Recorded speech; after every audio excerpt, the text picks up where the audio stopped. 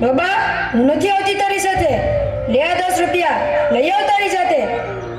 ને પછી આપણે કંઈક લાવવામાં ભૂલ થઈ ગઈ અને પછી ટીચરની ફરિયાદ આવી અને તરત જ આપણને પપ્પા પાસે ધરી દેશે કે લ આ તમારો હીરો સ્કૂલમાં લોચા મારીને આવ્યો છે.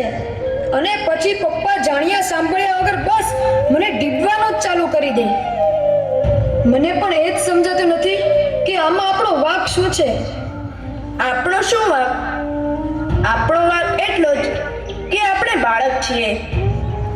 આ જો ને, તારા મમ્મી પપ્પા આવા, આનાય મમ્મી પપ્પા આવા, મારાય મમ્મી પપ્પા આવા.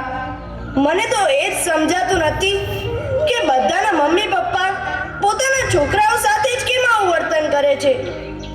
વાર્તાઓમાં આવે છે એવું વાલ કેમ નથી કરતા? એ ચિંતન, એક વાત કહું. મેં એક વાર્તા સાંભળેલી. એક ધમાલિયો છોકરો હતો, પણ એના પપ્પા મમ્મી એને બહુ પ્રેમથી સમજાવતા હતા. એના માટે સરસ મજાની બોધકથાઓ લઈ આવે, એની સાથે બેસીને વાંચે, એને સમજાવે, એને પ્રેમ આપે, હૂંફ આપે, જાત જાતની વાતો શીખવાડે અને જાત જાતની રમતો રમાડે. અને પરિણામે એ બાળક ધીરે ધીરે આગળ વધવા લાગ્યો અને પછી એ બહુ મોટો માણસ બની ગયો. પ્યારો ટોમી આવી ગયો you you you you you you you બહુ સ્વીટ છે. કેટલો ક્યુટ લાગે છે આજે મારો ટોમી. વાહ વાહ વાહ વાહ. વેરી ગુડ ભૂલી જ ગયો. તને બ્રેકફાસ્ટ આપવાનું તો ભૂલી જ ગયા છું. લે લે લે બિસ્કિટ ખા. વાહ વાહ વાહ વાહ વાહ.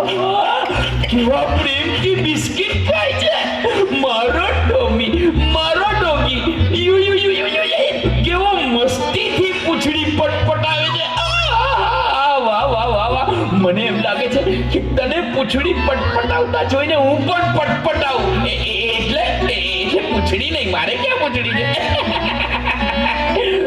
એ નવરાવે, ફરવા લઈ જાય, પણ દીકરાને ખખડાવી નાખે, મારે, ધમકાવે.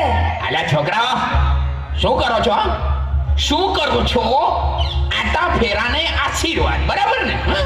નાના રખડવા સિવાય કઈ ધંધો છે તમારે? પપ્પા, આ કૂતરા તમને બહુ ગમે છે નહીં? અરે હા, તે ગમે જ ને. પણ તને શું થાય છે એમાં? પણ મને તો એમ થાય છે કે આ કૂતરાઓની ગળચી દબાવી દો. કેમ કેમ કેમ? કારણ કે અમારા કરતા તો કૂતરાઓ નસીબદાર છે. તમારા કરતા કૂતરા નસીબદાર એ વાળી કેવી રીતે? તો શું કહું બીજું? મને નથી મળતો એટલો તમારો પ્રેમ આ કૂતરાઓને મળે છે.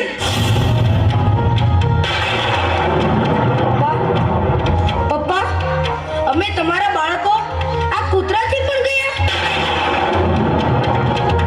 અમે તમારા બાળકો આ કૂતરાથી પણ ગયા.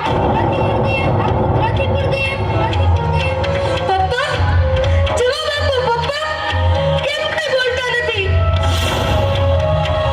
આ કૂતરાઓ જેટલો પણ હું તમને વાલો છું પપ્પા, કેમ કઈ બોલતા નથી? મોટા થઈને તો મારે પણ આવો જ પપ્પા થવાનું હોય. તો મારે મોટા થવું જ નથી પપ્પા, મારે મોટા થવું જ નથી.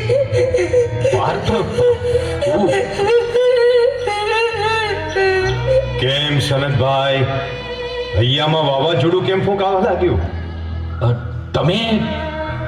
તમે કોણ? હું છું તમારી આજને આવતીકાલ સાથે જોડતો સેતુ. મને જવાબ આપો સનતભાઈ, તમારું બાળક રખડપટ્ટીને રવાડે કેમ ચડી ગયું છે અને તમારા જ ઘરમાં રહેતા અબોલ પશુ પર ગુસ્સો કેમ ચડે છે? મને તો કાંઈ સમજાતું નથી. બાળકની સંવેદનશીલતાને જ્યાં ધક્કો પહોંચે છે ત્યાં તે જ ઘરમાં આવા જ પરિણામો જોવા મળે છે. સનતભાઈ, તમારા બાળક માટે તમે સમય નહીં કાઢો તો બીજું કોણ કાઢશે તે વિચાર કર્યો છે? વિચાર માંગી લે એવી વાત છે. હા તો વળી વિચારો. પાર્થ કૂતરાને ઘરમાંથી હાંકી કાઢવાની વાત કરે છે. શા માટે? બાળકને મન માતા પિતા જ એનું વિશ્વ છે, સર્વસ્વ છે. જ્યારે એને પોતાનું સર્વસ્વ છીનવાઈ જતું લાગે ત્યારે એનું મન બગાવત પોકારે છે. આજે તમારા અને બાળક વચ્ચે જે નાની ગેપ પડી છે ને, તે આગળ જતા ભારે ખમ ગેપ બની જશે.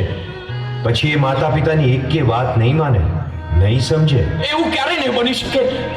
પણ આ જ એક વરવું સત્ય છે કે જો બાળક માતા પિતાને ધિક્કારતો થઈ જશે તો કુમાર્ગે કુસંગના છંદે ચડી જશે. કુટુંબથી છૂટો પડીને એકલવાયો થઈને દુનિયાની અંધારી ગર્તામાં ધકેલાઈ જશે અને અજાણતામાં માતા પિતા સ્વયં એ પાપના ભાગીદાર બની જશે. બસ બસ બંધ કરો તમારી વાત. તો પછી પ્રતિજ્ઞા લો કે અમે બાળકને સમય આપીશું, પ્રોત્સાહન આપીશું, એની ઉપેક્ષા નહીં કરીએ, પણ એના અસ્તિત્વને પળે પળે વધાવીશું. એના માટે તો હું આજથી જ પ્રતિજ્ઞાબદ્ધ થાઉં છું. તો તમારું ભવિષ્ય ઉજ્જવળ જ બનશે, કારણ કે તમારી યાદ સુધારે આવતીકાલ.